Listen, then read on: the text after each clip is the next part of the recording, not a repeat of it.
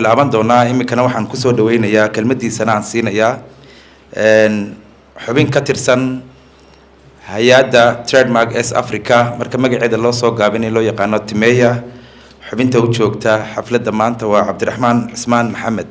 fadlan ku soo dhawow mudana madaxweyne waa maalin kale oo kamida maalmaha aanu furayno dhidibada Berbera Corridor ku taagan yahay Berbera Corridor dadka badankoodu waxa uu yaqaanaan wadada ka ugu badayaana wuxuu u yaqaanaa dekada Berbera laakiin wadadaasi isma wadayso ilaa la helo ijiinkii iyo wixii ay ku shaqeynaysay sababta waxa soo infrastructure loo galayaa waa sidii lacag un looga sameyn lahaa corridorka mudana madaxweyne marka bini'aadanka laga yimaado amni inuu helo waxa ku soo xiga waxa uu afkiisa gelinaya inuu hubo tayadeeda iyo wixii la mid ah waxa sidoo kale halkan fadhiya wasiirka hore ee gaadiidka oo in badan ka qayb galnay wada hadallo ganacsi Ethiopia iyo Soomaaliland waa mid ka mid ah caqabadaha Ethiopia marka ganacsigu inuu iska gudbo aan ka wada hadlaynay ay mar walba nagala hadli jireen war hay'adda quality control-ka waayo qofna dhoofsan maayo cunto ama alaabaan tayadeeda la hubin annagoo ka duulayna muhiimadda ay leedahay hay'adani waxa 2019 aan mar wada bilownay wadada weyn ee Hargeysa bypass loo yaqaano iyo hay'adan inaan si dhow ula shaqeyno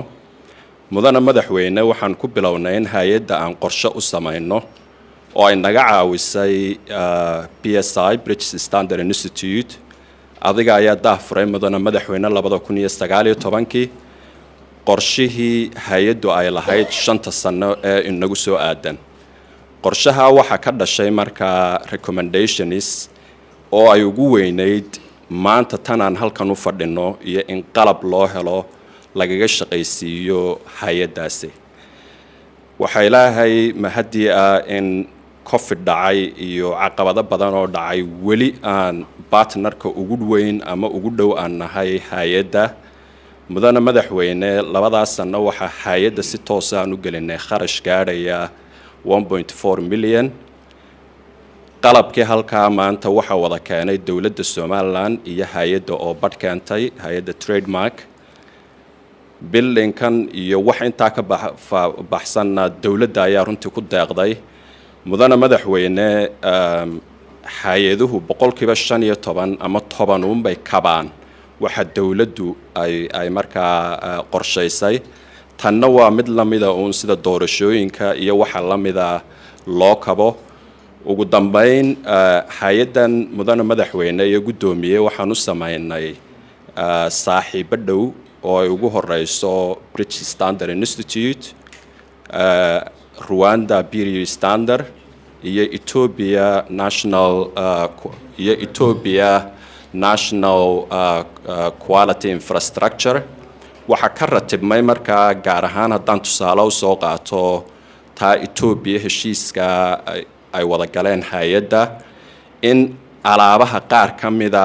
mutual recognition waxa loo yaqaano aan yeelan karayno waxa ugu weyn oo ka faa'iiday shirkadda Elais la yiraahdo Elais Detergents oo si toos ah ugu dhoofin karaysa alaabteeda Ethiopia maadaama oo